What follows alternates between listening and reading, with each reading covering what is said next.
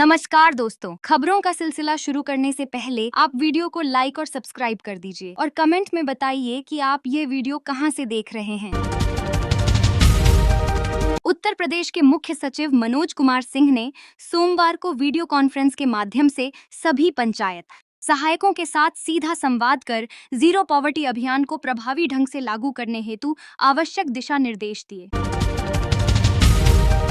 Noida STF और Bihar STF के रविवार रात साझा ऑपरेशन में 50,000 के इनामी बदमाश डब्लू यादव उर्फ सूरज यादव को मुठभेड़ में ढेर कर दिया गया। बदमाश के पास से पुलिस ने एक बाइक, कार्बाइन तथा तमंचा बरामद किया है। बदमाश के खिलाफ करीब 2 दर्जन से अधिक संगीन धाराओं में मुकदमे दर्ज हैं। वह पिछले काफी समय से फरार चल रहा था। विभिन्न जनपदों की पुलिस उसकी तलाश कर रही थी। यूपी के परिषदीय विद्यालयों की 215 दिव्यांग छात्राओं हर महीने 200 रुपए स्टाइपेंड दिया जाएगा। इसके लिए पात्रता की पुष्टि जिला स्तरीय समिति करेगी। बुंदेलखंड के एक किसान ने बेटे को पोस्ट ग्रेजुएशन तक पढ़ाई कराई। बस यही सपना था कि बेटा पढ़ लिख कर सरकारी नौकरी में लग जाए, लेकिन बेटे ने तो कुछ और ही सोच रखा था। 1986 में पोस्ट ग्रेजुएशन के बाद बेटे ने खुद का व्यवसाय करने की सोची। यूपी में पीसीएस अफसरों के तबादलों का दौर जारी है। सोमवार को 9 और अधिकारियों की तैनाती में फेरबदल किया गया। 6 जिलों के उपजिलाधिकारी बदले गए हैं। यूपी के अयोध्या में अलग अलग दुर्घटनाओं में जीजा साले समेत 3 लोगों की मौत हो गई। घटनाएं कोतवाली अयोध्या के देवकाली बाईपास और बीकापुर के जलालपुर माफी के पास हुई हैं। पुलिस ने शवों को कब्जे में लेकर पोस्टमार्टम के लिए भेजा है। प्रधानमंत्री नरेंद्र मोदी ने अपने मन की बात कार्यक्रम में उत्तर प्रदेश के बुंदेलखंड क्षेत्र के ऐतिहासिक किलों का जिक्र किया। पीएम मोदी ने कहा कि बांदा में स्थित कालिंजर किला इसका एक बेहतरीन उदाहरण है। इस पर महमूद गजनवी ने कई बार हमला किया, लेकिन हर बार उसे असफलता ही मिली। उन्होंने ग्वालियर, झांसी, दतिया, अजयगढ़, गढ़कुंडार और चंदेरी जैसे बुंदेलखंड के अन्य प्रसिद्ध किलों का भी उल्लेख किया। राजधानी लखनऊ में रविवार सुबह दर्दनाक हादसा हो गया। यहां खेलने के दौरान 7 वर्षीय फहद ट्रांसफार्मर में आ रहे करंट में चिपक गया। उसे आनन फानन सिविल अस्पताल पहुंचाया गया, जहां कुछ ही देर में उसकी मौत हो गई। घटना से घर वाले बिलख उठे। उत्तर प्रदेश में बागवानी फसलों की सुरक्षा के लिए सरकार ने बड़ी राहत दी है। अब एकीकृत बागवानी विकास मिशन योजना के अंतर्गत किसानों को फेंसिंग पर 50% अनुदान मिलेगा। प्रदेश की बिजली व्यवस्था को पटरी पर लाने के लिए सीएम योगी आदित्यनाथ की चेतावनी और ऊर्जा मंत्री एके शर्मा की नाराजगी भी बेअसर साबित हो रही है। कागजों में बिजली भरपूर है।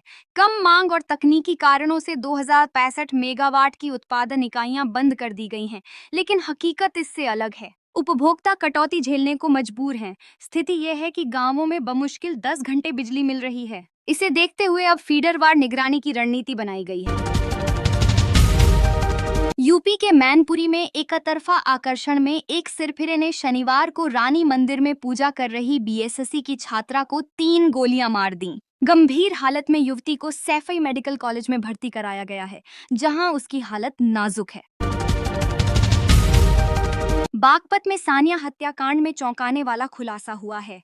ताऊ, चचेरे भाई और नाबालिग ने सानिया को बर्बरता से मार डाला। इस दौरान सानिया के माँ बाप उसे छोड़ने के लिए गिड़गिड़ाते रहे, लेकिन आरोपियों का दिल नहीं पसीजा।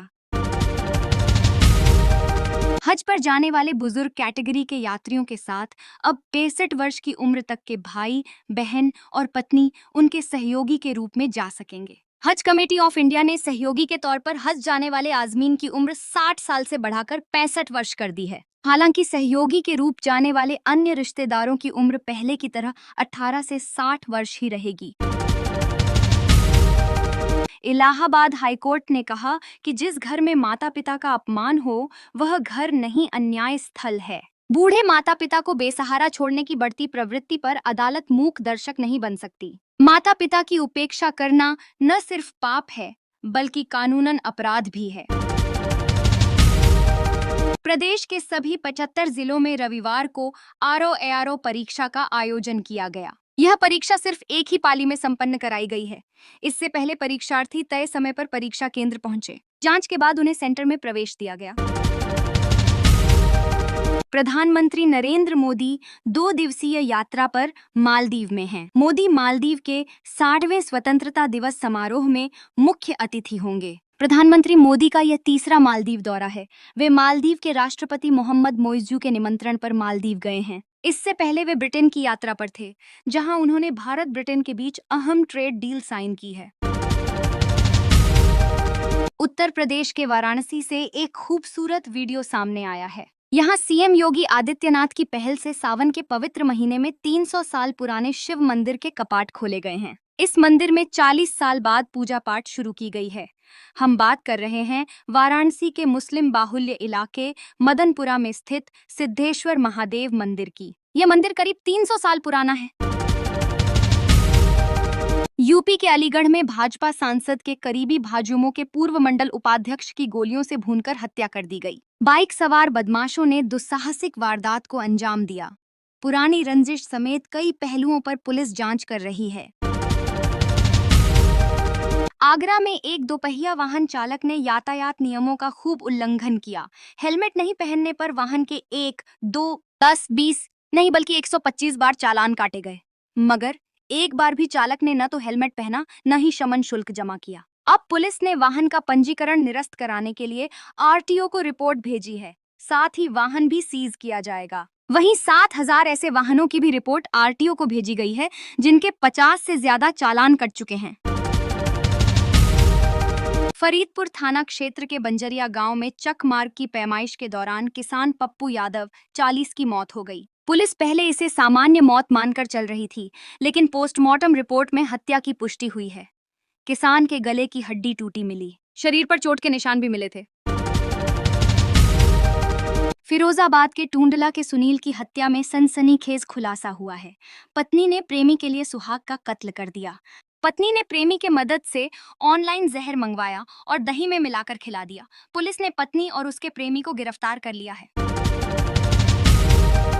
पिछड़े वर्ग की बेटियों की शादी के लिए अनुदान राशि 20,000 रुपए से बढ़ाकर 35,000 रुपए करने की तैयारी है। पिछड़ा वर्ग कल्याण मंत्री नरेंद्र कश्यप ने बताया कि प्रस्ताव तैयार कराया जा रहा है। अवैध धर्मांतरण गिरोह का पाकिस्तानी कनेक्शन भी सामने आया है। दुबई में बैठे पाकिस्तानी तहसीन तनवीर और दिल्ली निवासी सुलेमान गिरोह के लिए फंडिंग करते थे, साथ ऑनलाइन दीनी तालीम भी देते थे। धर्मांतरण कराने वालों को पैसा उपलब्ध कराते थे। गिरोह के संपर्क में आई 2 युवतियों से पुलिस की पूछताछ में यह जानकारी सामने आई है। इनमें एक बरेली तो दूसरी देहरादून की रहने वाली है। उत्तर प्रदेश के फतेहपुर जिले से सनसनीखेज मामला सामने आया है।